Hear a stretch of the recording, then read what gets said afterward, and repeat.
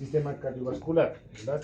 Hemos recordado, por ejemplo, la anatomía y la fisiología básica, que era lo más importante para que podamos comprender acerca de las situaciones patológicas que se van a desarrollar en el organismo.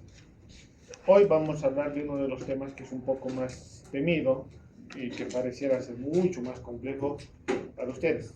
Hablaremos del electrocardiograma normal.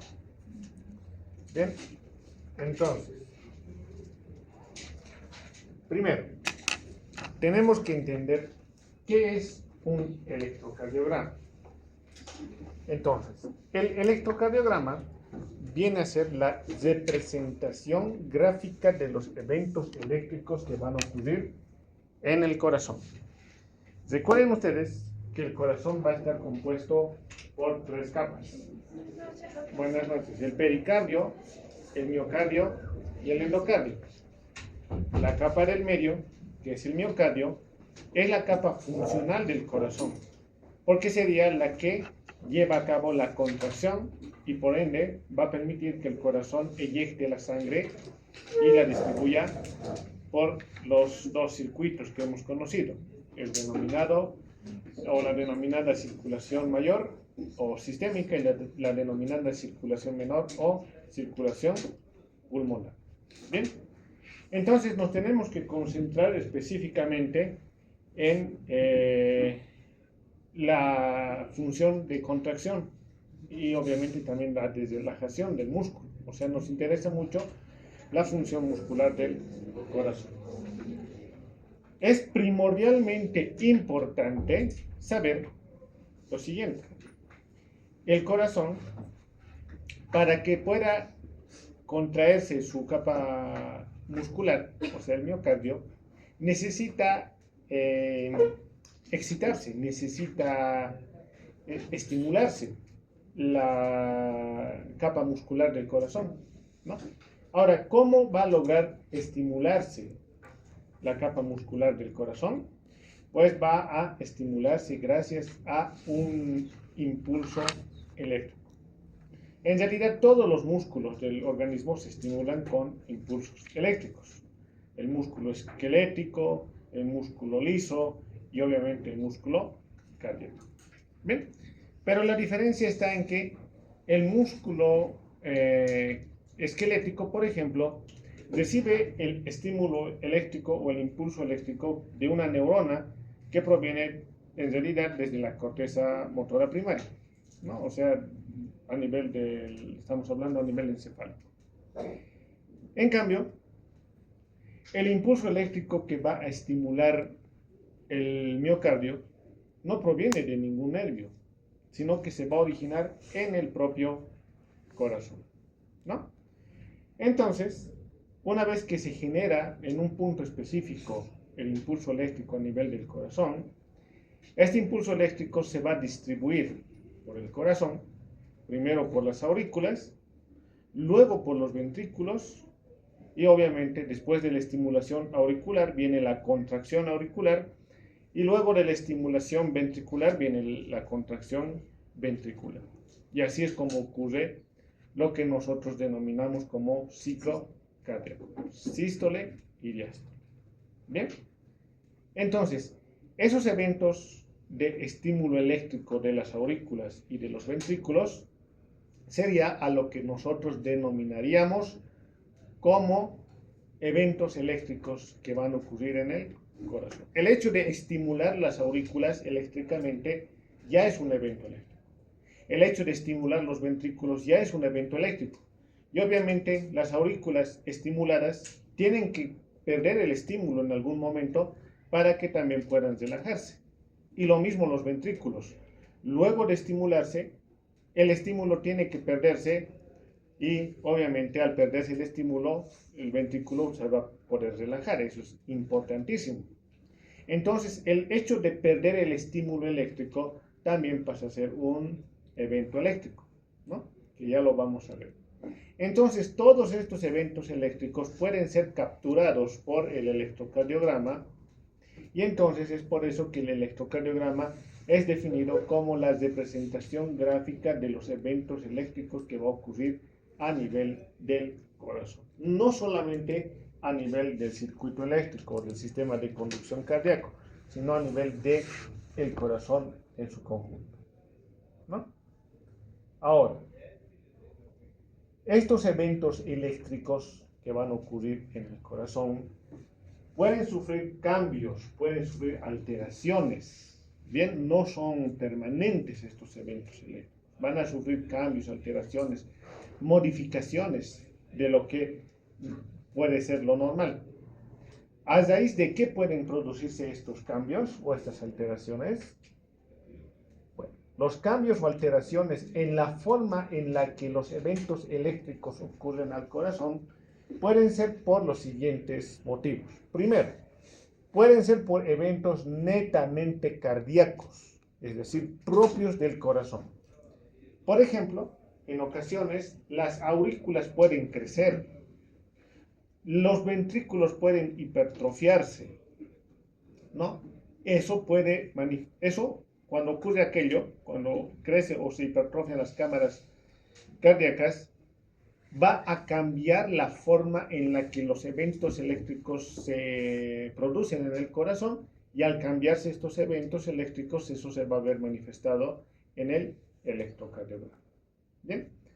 También cuando una porción del corazón deja de recibir sangre por poco o por un largo tiempo, también produce cambios en la forma en que los eventos eléctricos ocurren en el corazón. Me estoy refiriendo a la isquemia, ¿no? Entonces, cuando producto de la falta de irrigación cardíaca, o sea, de una buena perfusión, una parte del corazón se lesiona o se muere produciéndose necrosis, se va a poder ver a nivel del corazón o a nivel del electrocardiograma. Va a cambiar la forma en la que ocurren los eventos eléctricos. Y finalmente, en el sistema de conducción cardíaco, que sería el eje en el cual ocurren los impulsos eléctricos y se distribuyen, también pueden generarse perturbaciones, alteraciones, las cuales se van a poder ver manifestados en el electrocardiograma, ¿no? Entonces vean cómo todas estas situaciones pueden ser vistas en el electrocardiograma. Pero no solo eventos cardíacos van a poder ser diagnosticados en el electrocardiograma, sino también eventos que van a estar alrededor del corazón, como ocurre a nivel del tejido denominado pericardio. Cuando ocurren situaciones como la inflamación del pericardio, así como ocurre en la pericarditis, también va a producir cambios en el electrocardiograma. Entonces vean cómo es de útil el electrocardiograma, incluso para identificar procesos que ocurren fuera del corazón. Y también, incluso situaciones sistémicas, o sea, que están lejos del corazón o que abordan o que está ocurriendo en todo el cuerpo, pueden ser identificados gracias a un electrocardiograma. Por ejemplo, cuando hay alteraciones en los electrolitos, se van a ver cambios en el electrocardiograma. Siempre pregunta el examen: ¿cuál electrolito produce más cambios electrocardiográficos? O la alteración de qué electrolito produce más cambios? El potasio. La hipercalemia o la hipocalemia o hipopotasemia son los que producen más cambios electrocardiográficos y que pueden ayudarnos incluso a hacer el diagnóstico de esta alteración. Otros electrolitos, al cambiar, también pueden producir cambios. Bueno, al alterarse otros electrolitos también pueden producir cambios. Estos incluyen el calcio, el magnesio, pero los cambios son un poco más sutiles y menos frecuentes. El potasio, por excelencia, es el que produce más cambios, las alteraciones en el potasio. Otras situaciones, incluso como el tromboembolismo pulmonar, cuando un coágulo se obstruye en la circulación pulmonar, también puede producir alteraciones electrocardiográficas y subsecuentemente esto puede ser ayudado en el diagnóstico por el análisis de un electrocardiograma. ¿No? Entonces vean cómo el electrocardiograma puede identificar muchas situaciones. Por lo tanto, el electrocardiograma es un estudio de alto rendimiento. ¿Por qué decimos que es un estudio de alto rendimiento? Por el hecho de que el electrocardiograma, al ser un tejido o hacer un estudio no invasivo, de bajo costo. Es un estudio que no emite radiación y por lo tanto es reproducible en todas las personas. Por eso se dice que es un estudio de alto rendimiento y de bajo costo. Entonces, con un bajo costo, no es invasivo, reproducible en casi todas las situaciones y que nos ayuda a identificar varias situaciones de salud en las personas, se dice que el electrocardiograma es un estudio de alto o de muy alto rendimiento. Bien. Preguntas o dudas que tengan hasta este punto, adelante. Bien, entonces yo ya les dije, el corazón para contraerse necesita de un estímulo eléctrico. Y también les decía, el estímulo eléctrico no viene de un nervio. El estímulo eléctrico nace en el mismo corazón. Para que se produzca ese estímulo eléctrico y para que ese estímulo eléctrico se distribuya adecuadamente por el corazón ha desarrollado o el corazón tiene una serie de estructuras que en conjunto se denominan como sistema de conducción cardíaco. Bueno, ¿en qué consiste este sistema de conducción cardíaco? Consiste en un nodo sinusal, un nodo auriculoventricular, un haz de His, la rama derecha y la rama izquierda de las de His, y finalmente vamos a tener las fibras de Purkinje. Esas estructuras son miocitos, pero esos miocitos han perdido la capacidad de contracción y se han especializado en producir impulsos eléctricos y en conducir de una manera especial dichos impulsos eléctricos. Lo conducen de una manera muy especial. ¿Bien? Producir y conducir impulsos eléctricos. Bien, entonces, ¿dónde nace el impulso eléctrico que va a estimular al corazón y finalmente va a permitir que los ventrículos se contraigan, obviamente se relajen? El impulso eléctrico nace a nivel del nodo sinusal. ¿Bien? Entonces, ese es el que manda. Todas las otras estructuras del sistema de conducción cardíaco también pueden producir impulsos eléctricos, pero lo hacen a una frecuencia más baja que el nodo sinusal. El nodo sinusal es el que establece la frecuencia a la cual el corazón se va a contraer. Y la frecuencia de contracción cardíaca sabemos que va de 60 a 100 por minuto. Entonces quiere decir que el nodo sinusal en un adulto puede generar impulsos eléctricos a una frecuencia que van de 60 a 100 por minuto. Pero las otras estructuras, como les dije, también pueden producir impulsos eléctricos. El nodo auriculoventricular, el haz de His, la rama derecha y la rama izquierda también. Pero ¿por qué no producen o no son las que comandan la despolarización o el estímulo cardíaco? Sucede que estas otras estructuras producen impulsos eléctricos pero a una frecuencia más baja. Por ejemplo, el nodo auriculoventricular produce impulsos en una frecuencia de 40 a 60 por minuto. El haz de His de 40 a 50. Las ramas derecha e izquierda producen de 30 a 50 y así. Mientras más nos alejamos del nodo sinusal, las estructuras del sistema de conducción cardíaca producen impulsos eléctricos a una frecuencia por minuto más baja. Pero fisiológicamente el organismo necesita que el corazón por lo menos bombee 5 litros de sangre por minuto. Por lo menos. ¿Ya? Por lo menos 5 litros de sangre por minuto. Entonces, yo aquí les voy a compartir. ¿Qué se llama a estos 5 litros de sangre que bombea el corazón cada minuto? Se denomina gasto cardíaco. Entonces, ¿cómo se obtiene el gasto cardíaco? Del volumen sistólico. ¿Qué es el volumen sistólico? Es la cantidad de sangre que expulsa el ventrículo en cada contracción, que es aproximadamente 70 ml. Y también se produce de la frecuencia cardíaca.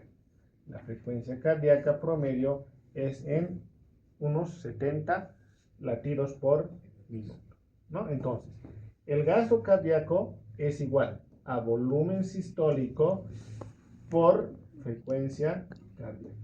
Si multiplican esto, nos da 4.900 ml cada minuto, ¿no? Entonces, eso es lo que nos importa, cumplir el gasto cardíaco. Entonces, no sirve que el corazón lata a 50 veces por minuto, ¿no? No nos ayuda. Es importantísimo ver entonces que el corazón tiene que latir a esa velocidad. ¿Bien? Ahora vamos a ver. No reconoce mi letra, ¿ya? Entonces, a esa velocidad. Imaginen ustedes que el corazón esté latiendo a 45 latidos por minuto, como sería el caso del nodo auriculoventricular. A esa frecuencia se despolariza. Entonces, aunque se conserve el volumen sistólico, si multiplicamos 70 por 45, a unos 3000 I debe ser, ¿no? No tengo el cálculo ahorita. Vamos a calcular. 3150. 70 por 45. 3150, sí. Entonces, miren, si la frecuencia cardíaca fuese 45 por minuto, sería 3150 ml por minuto. Eso no alcanza para satisfacer las demandas metabólicas del corazón, ¿no? Entonces, vean, es extremadamente importante que mantengamos una adecuada frecuencia cardíaca. Ahora, si una persona, eso es el requerimiento en reposo o en actividad basal, pero imagínense una persona camina rápido, trota, corre, va a necesitar un mayor gasto cardíaco para satisfacer las demandas metabólicas.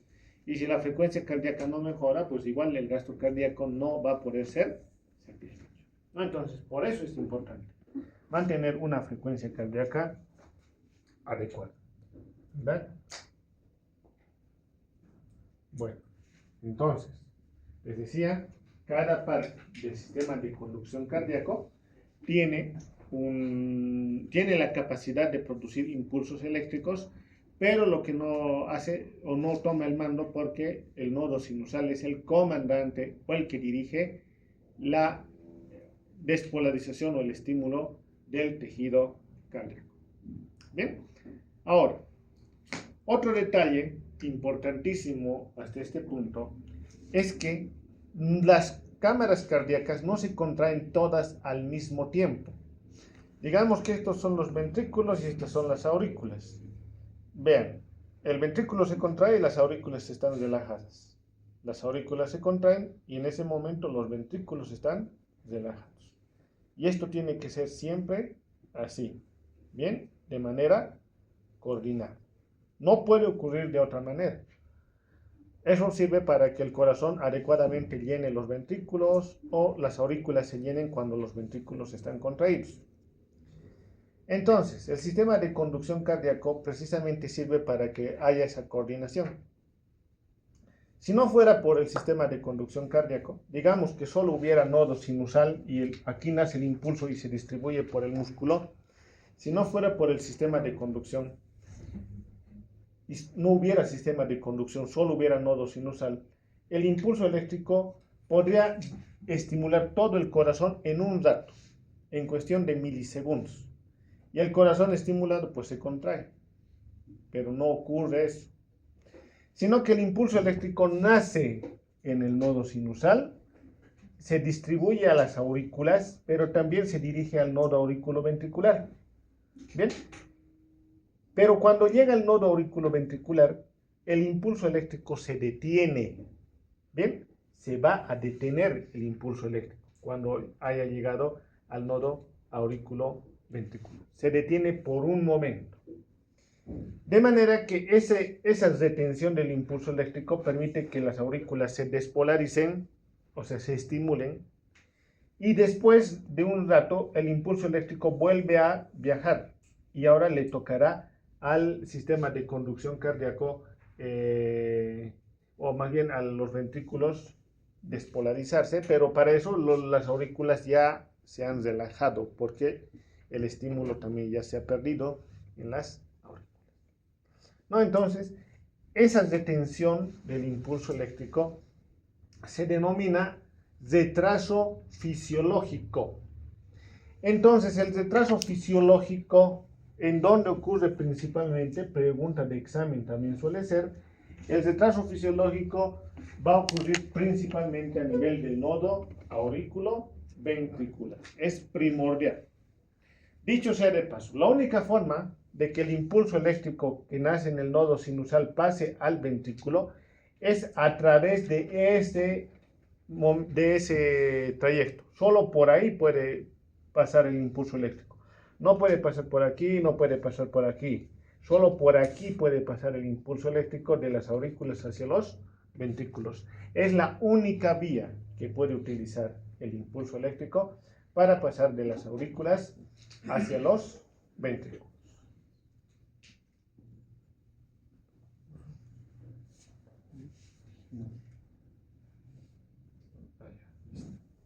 Bien. Entonces, ahí tienen cómo el sistema de conducción cardíaco, cada una de sus proyecciones, de sus componentes, puede producir impulsos eléctricos, pero el que manda es el nodo sinusal. La causa, porque emite impulsos eléctricos a una mayor frecuencia por minuto.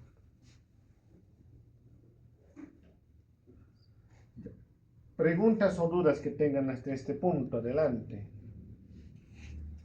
Bien, entonces, el electrocardiograma es un papel, ¿no? Ustedes ya han visto, es un papel cuadriculado, ya lo han debido ver todos, por lo menos en quinto, sexto semestre, cuando han hecho prácticas hospitalarias. El electrocardiograma es como si tuviéramos 12 cámaras que están vigilando el corazón. Recuerden, la primera clase les decía que el corazón tiene caras, ¿verdad? Tiene caras o paredes. Tiene una cara lateral alta, tiene una cara lateral baja, tiene una cara inferior, tiene una cara anterior y tiene una cara septal o una cara del tabique interventricular, ¿verdad? Incluso tiene una cara posterior. Pero bueno, el electrocardiograma tiene 12 cámaras. Y las 12 cámaras se distribuyen para tratar de abarcar todas las caras que tiene el el corazón. Hay algunas de estas cámaras que vigilan la cara lateral, otras vigilarán la cara anterior, otras el tabique interventricular, otras cámaras vigilarán la cara inferior y así, ¿no? Vigilan, las 12 cámaras del corazón están encargadas de vigilar una porción específica del corazón. ¿Bien? Pero no está bien decir que se llaman cámaras. ¿Bien? Estas cámaras que muestran señales, o sea que lo vemos en el electrocardiograma, en realidad se denominan derivaciones. Entonces tenemos 12 derivaciones electrocardiográficas que vigilan las diferentes porciones o regiones del corazón. Bien, entonces me voy a adelantar un poquito porque quiero mostrarles el electrocardiograma. Sí.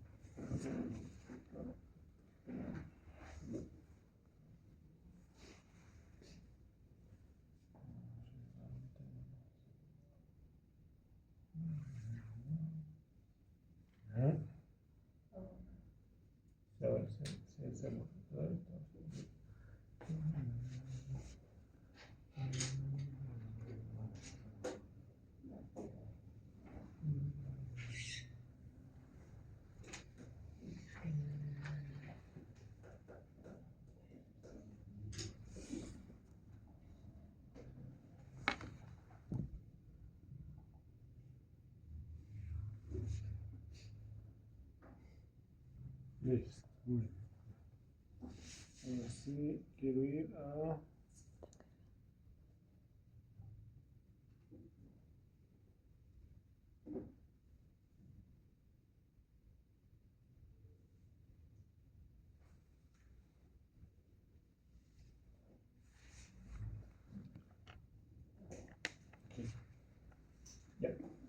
Miren, este es un electrocardiograma. Bien, entonces ustedes pueden ver que hay estas codificaciones. Miren, 1 en romano, 2 en romano, 3 en romano, y después de esto está esta señal, electrocardiograma.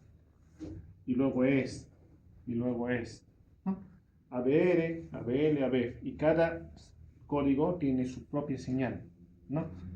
Hasta que llega aquí. Aquí es donde termina, esto es como un límite, y aquí empieza otra señal, pero con otra letra, B1, B2, B3.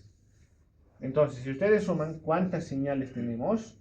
12 señales electrocardiográficas. Entonces, cada una de estas señales electrocardiográficas serían las que yo les decía que se denominan derivaciones electrocardiográficas. ¿Bien? Ahora, las derivaciones electrocardiográficas, ¿cómo se van a, o cómo van a clasificarse? Se clasifican en dos grupos. Tenemos las denominadas derivaciones estándar, o también se denominan derivaciones frontales, derivaciones estándar o frontales. Y tenemos 6 derivaciones precordiales, 6 derivaciones frontales y 6 derivaciones precordiales. Las derivaciones frontales a su vez se dividen en monopolares o unipolares y en derivaciones bipolares. Las derivaciones monopolares o unipolares a su vez van a clasificarse en estas letras o en esta codificación: ABR, ABL, ABF. Bien, esas son unipolares. Las derivaciones bipolares serían aquellas que están codificadas con las letras de número 1 en romano, número 2 en romano y número 3 en romano. Las derivaciones precordiales son únicas y son 6, las cuales se codifican con la letra B chica seguida de un número que van de B1, B2, B3, B4, B5 y hasta B6. Entonces tenemos 12 derivaciones electrocardiográficas. Ya saben cuáles son entonces las derivaciones monopolares, bipolares y las derivaciones precordiales. Sí. ¿Por qué unipolares y bipolares? Ahorita vamos a contar eso. Bipolares y unipolares. Ahorita vamos a ver. Bien, ahora sí, vamos a decir lo siguiente. Si yo quiero que se encienda un foco del que nos alumbra, o de los foquitos que son redonditos, ¿cuántos cables llegan a ese foco? 2, ¿no? Y los cables tienen una polaridad específica o pueden ser iguales, de igual polaridad. Pueden ser los dos positivos, los dos negativos, o tienen que ser sí o sí uno positivo y uno negativo. Uno positivo y uno negativo, ¿no? Entonces, cada señal electrocardiográfica es como un foco, una cámara, ¿no? Que para estar encendido o vigilando necesitas recibir señal de 2 cables, donde un cable es positivo y un cable es negativo. Bien, ahora, ¿cuántos cables se ponen en el cuerpo de una persona para hacer un electrocardiograma? 10, ¿no? En realidad esos cables no se llaman cables, se denominan electrodos. Entonces distribuimos 10 cables en el cuerpo de una persona para obtener el electrocardiograma, que ¿cuántas derivaciones tiene? 12 derivaciones. Bien, es así que va a pasar lo siguiente. Va a suceder lo siguiente. Ya. Miren. 2 cables de los 10 cables que se distribuyen tienen que combinarse. Se combinan para generar una señal. ¿Bien? Ahora, tenemos un cable que va al brazo derecho, ¿verdad? Hay un cable que va al brazo izquierdo y un cable que va a la pierna izquierda y uno que va a la pierna derecha. ¿Bien? Así lo estoy dibujando de manera...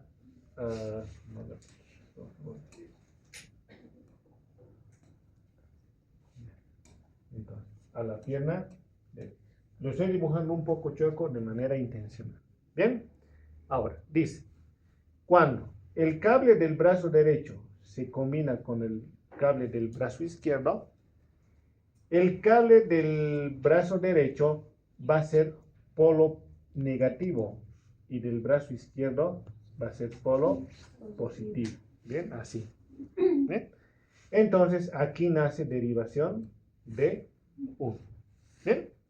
Luego dice, cuando se combina el cable del brazo derecho con el cable de la pierna izquierda, el cable del brazo derecho va a ser negativo y el de la pierna izquierda va a ser positivo. Y ahí nace la derivación de 2. ¿Bien? Cuando se combina el electrodo del brazo izquierdo con el electrodo de la pierna izquierda, el electrodo del brazo izquierdo llega a ser negativo y el de la pierna izquierda llega a ser positivo, y ahí nace D3.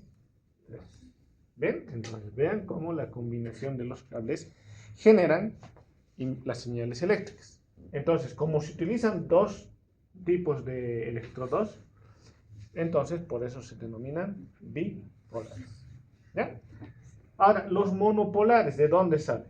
Dice, cuando yo combino el electrodo del brazo derecho con el electrodo de la pierna derecha, entonces nace ABL. ¿Bien? Cuando yo combino el cable del brazo izquierdo con el electrodo de la pierna derecha, nace ABL. Y cuando yo combino el electrodo de la pierna izquierda con la pierna derecha, nace AB. Entonces, la pierna derecha viene a ser la carga negativa y estas otras vienen a ser las cargas positivas en esos códigos que acabo de mencionar. ¿Bien? Entonces, como solo es un cable el que permanentemente se queda y solo cambia uno, a eso se denomina monopolar. Los electrodos de la región precordial igual tienen una función. El electrodo de cada uno de los espacios que se coloca a nivel del tórax viene a ser el cable positivo o el polo positivo, y el polo negativo sería el contacto con la cama que tiene el paciente, a modo de 10. ¿Bien? Ahora, si ustedes ven esta zona, esto, que forma un triángulo. Este es el famoso triángulo de Einthoven, que les han enseñado en la materia de fisiología. ¿Bien? En eso consiste la distribución de los electrodos. Bien, entonces, vean cómo los electrodos de la región precordial también tienen una posición específica, ¿no? Los electrodos, el electrodo B1, el cable B1, va en el cuarto espacio intercostal, línea paraesternal derecha. El electrodo B2 va en el cuarto espacio intercostal, línea paraesternal izquierda. El electrodo B4 primero va en el quinto espacio intercostal, línea medio clavicular. El electrodo B3 va entre B2 y B4. El electrodo B5 va en el quinto espacio intercostal, línea axilar anterior. Y el electrodo B6 va en el quinto espacio intercostal, línea axilar media. ¿Bien? Bueno, entonces, como pueden ver, cuando hacemos la referencia de que les decía, cuando el paciente está experimentalmente en esta posición, forma precisamente el triángulo que les había dicho, ¿no? Vamos a volver a la pizarra, ¿no? ¿Está? Entonces, ¿cómo era B1? Así, ¿verdad?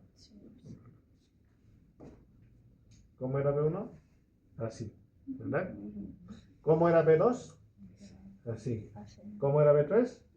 Así, ¿verdad? Entonces, esto lo trasladan directamente a un eje central. Cuando yo pongo un punto central, digo, aquí está D1, aquí está D2 y D3 está aquí. ¿Bien? Luego incluso podemos trasladar ABR, ABL y ABL, ¿no? Porque ABR está aquí, ABL está aquí, ABF está aquí. Si yo pongo un punto central y hago esto, ahí está, sale, ¿no? Entonces esto yo traslado aquí, esto yo traslado aquí y esto yo traslado aquí. Entonces le sale esto que parece un reloj, ¿no? Un reloj, miren, esto. Y esta es la imagen que les estoy mostrando en la presentación.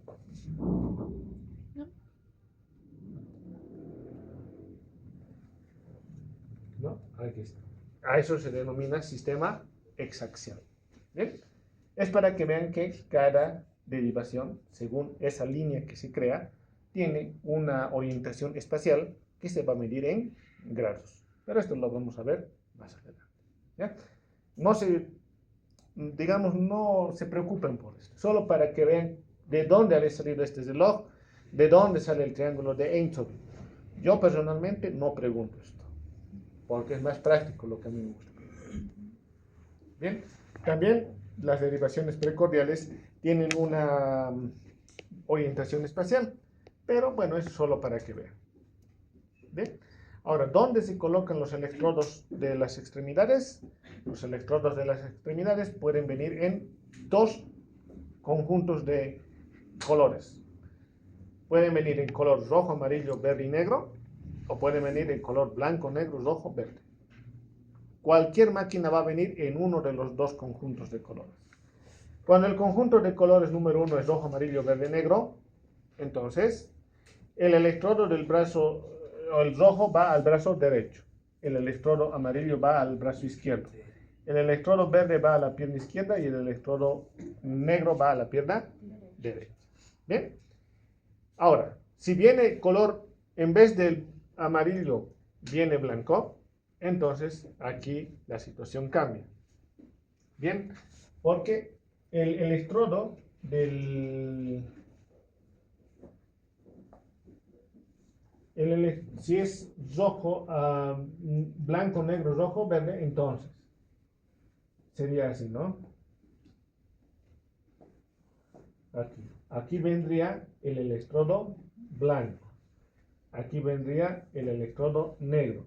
Aquí vendría el electrodo rojo y aquí vendría el electrodo verde. Siempre y cuando el color sea blanco, negro, rojo y verde. Bien, así cambia. Este derecho sería el AVR. Este, ya. No sería AVR, sino sería el siguiente código. A ver, aquí lo tengo. Tienen código de letras también, ¿no? Entonces, cuando no se acuerden el código de letras, ustedes pueden guiarse según el código, bueno, el código de colores, se pueden guiar por el código de letras. RA es el brazo derecho. LA es el brazo izquierdo. RL es la pierna derecha y LL es la pierna. Bien, eso cuando no se acuerdan el código de colores. La posición de los electrodos precordiales, ya les dije, pero ahí está, nuevamente, para que lo vean. Esto yo los voy a compartir de todas maneras, no se preocupen, pero faltando poco para el examen. Bien, ahora, como les decía, ¿cuántas derivaciones tenemos? Dos. Entonces yo les decía, cada derivación se encarga de vigilar una porción específica del corazón. De aquí sale pregunta de examen. ¿Qué porción del corazón vigila cada derivación? Entonces, la derivación B1 y ABL vigila la cara lateral alta. Bien, derivación B1 y ABL vigilan la cara lateral alta. Las derivaciones V5 y V6 vigilan la cara lateral baja. Las derivaciones D2, D3 y ABF vigilan la cara inferior del corazón. La derivación B1 y B2 vigilan la cara septal o del tabique interventricular. La derivación B3 y B4 vigilan la región anterior o cara anterior del corazón. ¿Bien? Entonces es importante eso, recordar qué derivaciones van a vigilar o qué porción del corazón o qué cara del corazón vigilan cada una de las derivaciones electrocardiográficas. ¿Bien? Ahora, vean que es importante colocar adecuadamente los electrodos. Yo les decía, el electrodo B1 y B2 tienen que ir en el cuarto espacio intercostal, ¿no? Ya sea parasternal derecho o parasternal izquierdo. Pero vean qué pasa si yo coloco el electrodo B1 y B2 en el segundo espacio intercostal. Miren, este es el complejo QRS y ustedes pueden constatar de que pareciera que tiene doble pico, ¿verdad? Miren, tiene un doble pico. Pero eso está mal. Pero miren cómo cambia si yo coloco adecuadamente los electrodos B1 y B2. El doble pico desaparece, ¿verdad? Desaparece el doble pico. Entonces, como pueden ver, si yo coloco de forma errónea los electrodos, puedo hacer que el paciente tenga un diagnóstico erróneo, ¿no? Porque vean, este sería un diagnóstico de un bloqueo incompleto de rama derecha, así se llamaría. En cambio, esto sería un hallazgo totalmente normal. Entonces, tenemos que saber diferenciar bien o tenemos que saber colocar adecuadamente los electrodos. Esse bloqueio seria porque a onda P está invertida? No, por el doble pico del complejo QRS. No tiene que ser así, solo tiene que haber un pico positivo, ¿no? Ahí tienes dos picos positivos. Pero ya lo vamos a ir viendo eso. Por ahora no estamos hablando de la parte patológica. Bueno, ahora vamos a hablar acerca de, ya vamos a interiorizarnos en la lectura de un electrocardiograma. Aprender a leer un electrocardiograma o interpretar un electrocardiograma es como aprender a leer, ¿no? Como cuando éramos niños, ¿qué es lo primero que conocíamos? No, el papel. Primero, ¿qué nos compraban nuestras mamás? Los cuadernos, ¿no ven? Y nosotros hemos ido hojeando y hemos visto que los cuadernos habían tenido cuadrículas, ¿no? Porque debe ser así en todo el mundo. Hacer en un cuaderno cuadriculado. ¿Y por qué? Pero tiene su objetivo, ¿no? Que nos acostumbremos a escribir en líneas rectas, ¿verdad? Y bajo ciertos bordes. Igual es luego hemos aprendido a conocer las letras, vocales y consonantes, ¿no? Las letras. Y luego hemos aprendido a unir las letras y hemos ido aprendiendo las palabras, las sílabas y luego las palabras. Electrocardiografía es lo mismo. Primero tenemos que aprender a conocer el papel. Entonces el electrocardiograma se dibuja o se traza sobre un papel cuadriculado. La cuadrícula del papel de electrocardiografía es una cuadrícula milimétrica, o sea, cada cuadradito pequeño, porque hay cuadrados grandes y pequeños, ¿no? Como ven acá, hay cuadrados grandes, cuadrados pequeños, entonces cada cuadradito pequeño sería el cuadradito más menudo que se puede ver y mide 1 milímetro en toda dirección, ya sea en sentido horizontal o en sentido vertical. ¿Bien?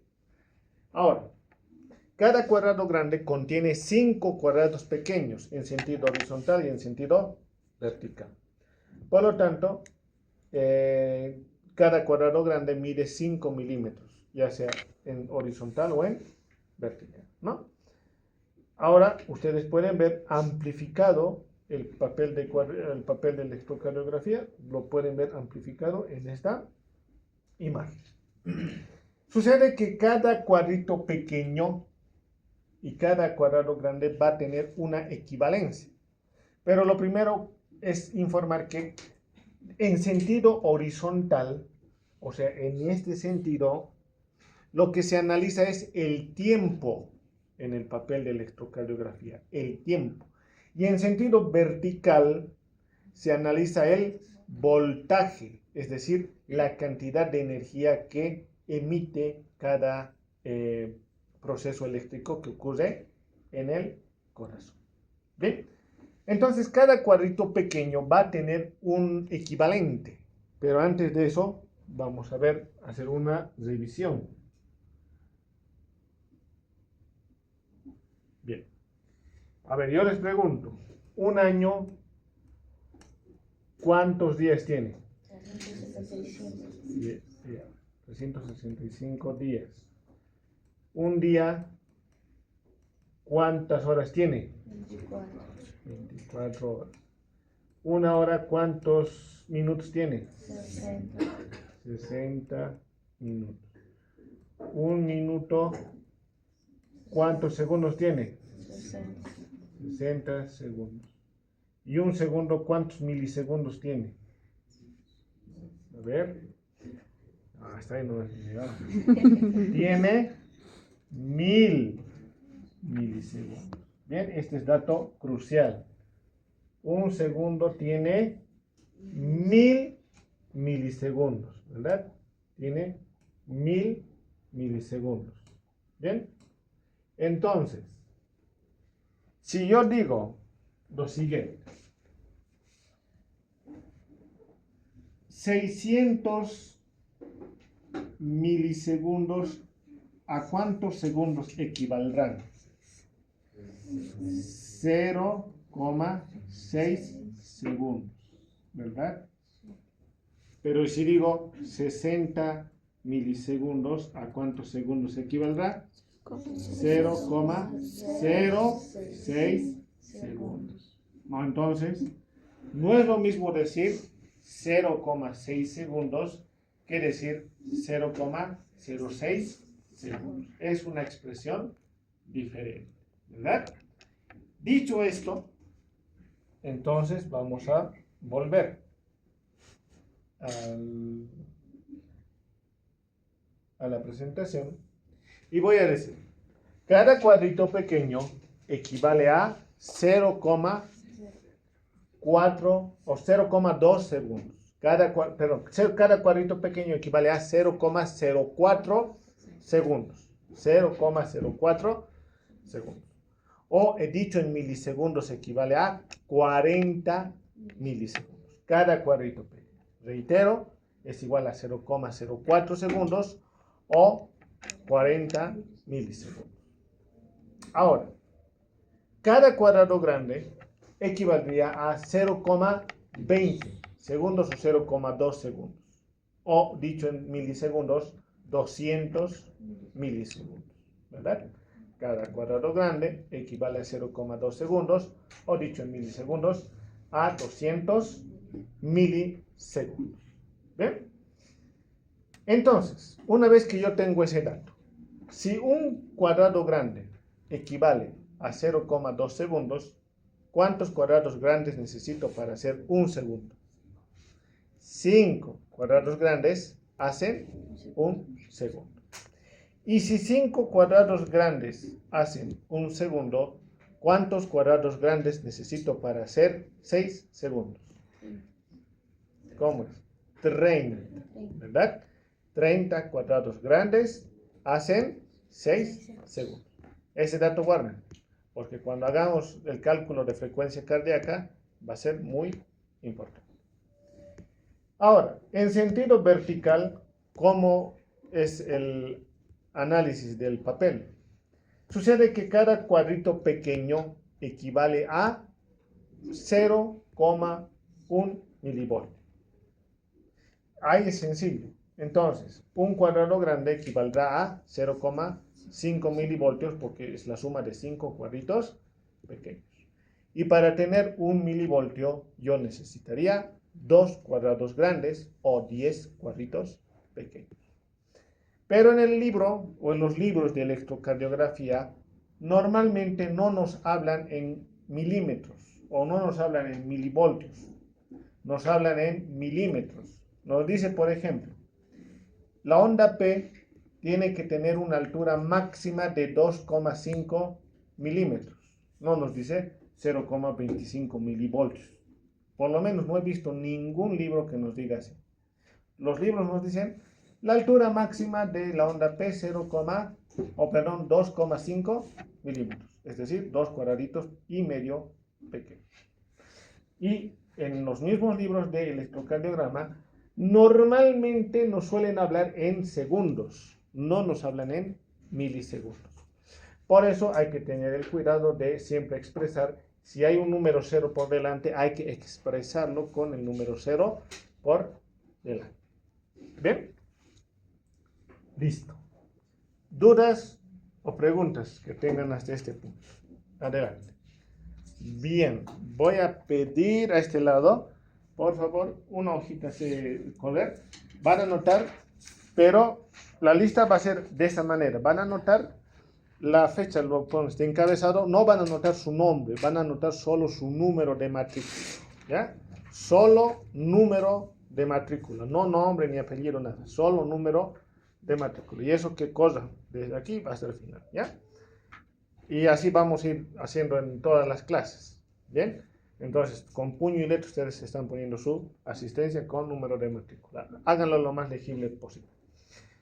Bueno, ahora vamos a, una vez que hemos aprendido a leer el papel, ahora vamos a aprender a leer las letras, ¿no? Las letras. Entonces, la señal electrocardiográfica que se va a capturar gracias al electrocardiograma van a ser un conjunto de ondas, ¿no? Es decir, señales eléctricas, a los cuales denominamos ondas. Entonces tenemos las clásicas ondas que componen una señal electrocardiográfica. Estas son la onda P, la onda Q, la onda R, la onda S, la onda T y a veces la onda U, aunque la onda U suele ser un poco inconstante. Pocas veces aparece. Es más frecuente no ver. ¿Bien?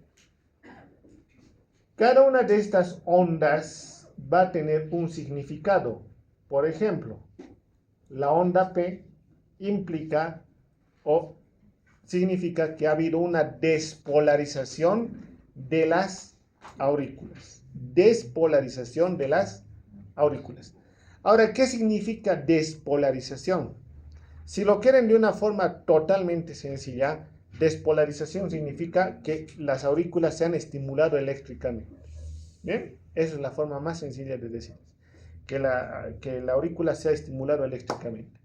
El complejo QRS, compuesto por tres ondas Q, R y S, significa la despolarización ventricular, es decir, el estímulo de los ventrículos. Pero ya les dije que el ventrículo no puede permanecer estimulado, porque si permaneciese estimulado también permaneciese contraído, tanto como las aurículas.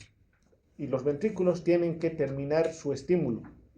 Y cuando se termina su estímulo, a eso se denomina repolarización. La repolarización ventricular está determinado o se dibuja en la onda T del electrocardiograma. ¿Bien? Pero uno dice, ¿y dónde está la repolarización auricular? Porque obvio, la aurícula tiene que repolarizarse, o dicho de otra forma, se tiene que desestimular, se tiene que quitar el estímulo eléctrico. Entonces, la repolarización auricular está detrás del complejo QRS, está oculto, porque la señal eléctrica que emite la despolarización ventricular le gana, porque el ventrículo tiene mucho músculo, como hemos visto en la primera clase, ¿no? Entonces, cada una de las ondas tiene un significado, como les pongo en esta diapositiva. La onda U, que a veces está presente, implica la despolarización de las fibras de Purkinje. Bien, pero ahora, como cuando uno es niño igual, el doctor nos dice complejo QRS, ¿cuál es? Pero a veces uno no sabe cuál es la onda P, cuál es el complejo QRS, cuál es la onda T, etc. Vamos a pasar aquí, ¿ya? Esto solo para decirles cuál es cada una. Primero, para aprender a identificar cada una de las ondas, lo primero que tenemos que hacer es identificar el complejo QRS. Ahora, ¿cuál es el complejo QRS? Es el conjunto de ondas puntiagudas, totalmente en punta, como un alfiler, como una aguja. ¿Ven? El conjunto de ondas puntiagudas. Ahora, ese conjunto de ondas puntiagudas a veces puede tener solo una onda puntiaguda, a veces puede tener dos, o a veces puede tener tres. Pero ese conjunto ya tenga una, dos o tres ondas puntiagudas, se sigue llamando complejo QRS. Bien, ahora, una vez que hemos identificado ese conjunto de ondas puntiagudas, como ven aquí, punta, ¿no? Punta, punta, punta. tenemos que identificar cuál es cada onda. Entonces decimos, la primera onda positiva de ese complejo QRS es onda R. Pero ahora, ¿qué es positivo y qué es negativo? Para eso tenemos que conocer esta línea plana que ven. Esa línea plana significa o se denomina línea isoeléctrica. Todo lo que sea hacia arriba de la línea isoeléctrica tiene carga positiva. Y todo lo que esté orientado hacia abajo de esa línea isoeléctrica tiene carga negativa. Entonces, dice, del conjunto de ondas puntiagudas, porque están uno detrás de otra, de ese conjunto de 3 o menos ondas puntiagudas, la primera onda puntiaguda positiva siempre será onda R. Por lo tanto, la onda R siempre va a ser positiva. No hay onda R negativa. Entonces, del conjunto de ondas puntiagudas, la que es positiva, la primera positiva es onda R. ¿Ya?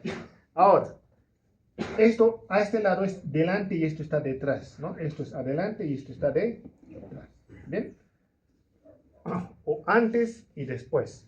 ¿Ya? Antes o después. Cualquier onda negativa de ese conjunto de ondas puntiagudas que está antes de la onda R es onda Q. Bien, reitero, cualquier onda puntiaguda negativa que está antes de la onda R es onda Q. Y cualquier onda negativa puntiaguda del complejo QRS que está después de la onda R es onda S. Entonces, onda Q y onda S siempre son negativas. Bien. Con lo cual podemos ver en esto mucho más sencillo. Miren, por ejemplo, acá, D1. Aquí está. Este es el complejo QRS. Pero como ven, solo tiene una onda puntiaguda positiva.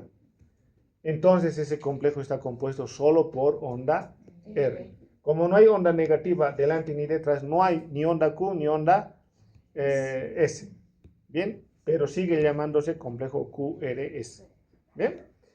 Ahora aquí miren, B4 tiene una onda positiva y una onda negativa. ¿Esta onda positiva qué es? R. ¿Y esta? S, porque está después de la onda R, ¿no? Pero no hay onda negativa antes, por lo cual esta onda no, o este complejo no tiene onda Q. No hay onda Q en este complejo QRS. Así tienen que identificar el complejo QRS. Entonces, en un electrocardiograma no necesariamente tienen que ver todas las ondas. Si ustedes analizan con calma este electrocardiograma, que es un electrocardiograma normal, de hecho, la mayoría no tiene onda Q, ¿verdad? Vean, no hay onda Q y eso es normal. La onda Q suele estar también poco presente, suele estar ausente, ya que la onda Q, cuando aparece, a veces puede tener un significado patológico. ¿Ya? Ahora vean ABR, es solo una onda negativa, ¿no? ¿Qué onda será eso? No, R dijimos siempre positivo. Entonces no hay onda R que nos diga si es antes o después de esa onda negativa, por lo cual esa onda se denomina onda QS, porque no hay diferencia para saber si está antes o después de la R. Ese complejo QRS carece de onda R, ¿no? Ya sí. Así se identifica. Ahora, ¿cómo sé cuál es la onda P? Entonces, aparte de las ondas puntiagudas, como ven, hay otras onditas, pero que son un poco más circulares, ¿no? No son tan estrechas ni tan puntiagudas. Esta y esta. Como pueden ver, hay una onda antes del complejo QRS y una onda después del complejo QRS. Esa onda no puntiaguda más pequeña que está antes del complejo QRS es onda P.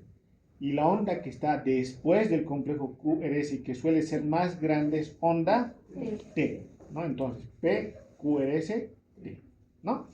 Ahora, la onda P y la onda T no les puedo decir que tienen una polaridad definida, ¿bien? Puede variar, ¿no?